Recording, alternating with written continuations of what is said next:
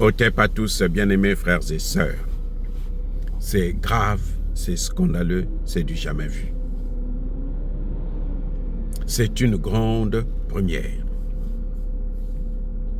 Sur cette photo, les deux hommes que vous voyez là, il y en a un que vous connaissez déjà parce qu'il s'est fait illustrer tout récemment, puisque c'est lui qui est rentré en Syrie, c'est l'homme fort de la Syrie. Le deuxième, c'est qui? C'est l'envoyé spécial de l'ONU. Waouh! J'ai dit, hein, envoyé spécial de l'ONU. Celui que vous voyez côte à côte. Ils sont très proches, les deux que vous voyez là.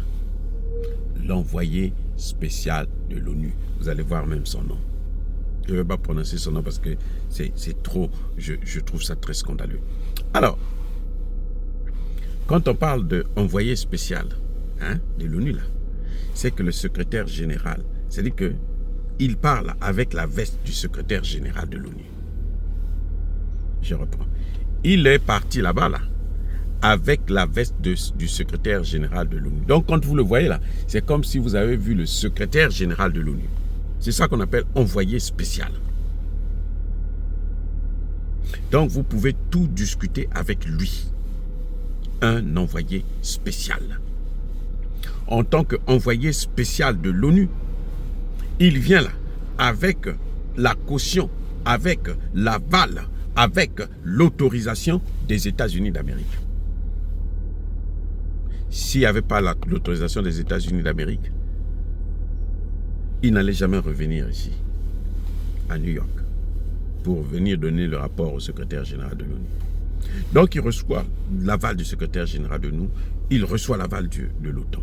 Maintenant qu'il rencontre, il rencontre un terreau-terreau, il rencontre un chef terreau, il rencontre un homme fort du terreau-terreau, qui s'est illustré, qui a massacré beaucoup de gens, qui a été, sa tête a été mise à prix par les États-Unis d'Amérique à hauteur de 10 millions de dollars. 10 millions de dollars.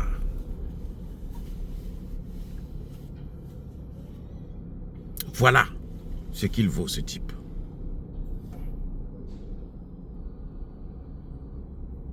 Donc, quand vous le voyez là, vous n'avez pas affaire à quelqu'un comme ça qui... 10 millions de dollars, c'est quoi? C'est l'équivalent de... Je pense que c'est au moins 6 milliards de francs CFA. La tête de ce type-là. Quand on met votre tête à prix, ça veut dire que il y a un prix, un montant pour celui qui va vous envoyer au repos éternel ou qui va vous arrêter ou permettre à ce qu'on puisse vous arrêter. On lui donne ce montant-là. Donc quand on dit sa tête a été mise à prix à hauteur de 10 millions de dollars, c'est beaucoup d'argent, c'est très cher. Et sa tête coûtait très cher. C'est parce qu'il était très dangereux. Parce que le prix là, il varie en fonction de la dangerosité de la personne, en fonction de la gravité des crimes qu'il a commis. Sinon, il y en a 1 million, il y en a 100 000, il y en a 10 000, il y en a 20 000, il y en a 500 dollars et autres, machin, tout ça là. Mais quand on est arrivé, je crois que c'est pour l'instant, ce que je sais, c'est le plus gros montant. Après, je pense celui de Ben Laden.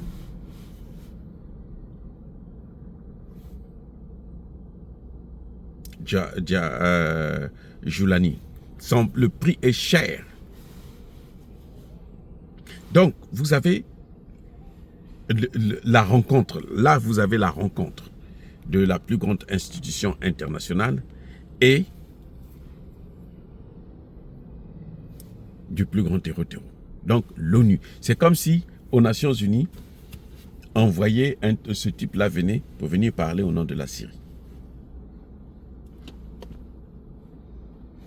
Lui, pour rentrer là, le pays est complètement divisé, le pays sera morcelé, il a commis tellement de crimes. L'ONU peut s'asseoir avec lui une semaine après.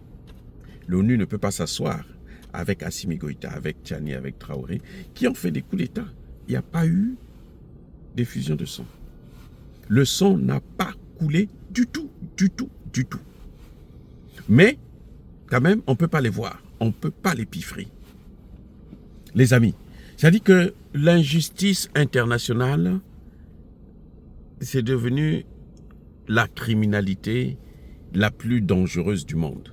C'est-à-dire que si le monde souffre, c'est maintenant d'abord à cause de l'attitude, du comportement des organisations internationales. Ce sont eux qui commettent le plus de massacres, soit par assistance, soit par négligence, soit parce qu'ils se taisent, soit parce qu'ils soutiennent, soit parce que... Oui, ils ont toutes les raisons qu'ils mettent en œuvre pour que le droit international puisse échouer. Là, vous avez l'ONU au siège du terreau. Ah oui. C'est ça, ce que vous voyez l'image là, c'est l'ONU au siège du terreau. Qu'est-ce qu'ils peuvent se dire avec un type comme ça? Qu'ils ne peuvent pas se dire avec Assimi Goïta, avec Traoré, avec Tiani. Vous voyez l'injustice, c'est-à-dire que c'est incroyable. C'est scandaleux. Mais avec Dieu là, nous là, nous allons vaincre. L'Afrique va vaincre.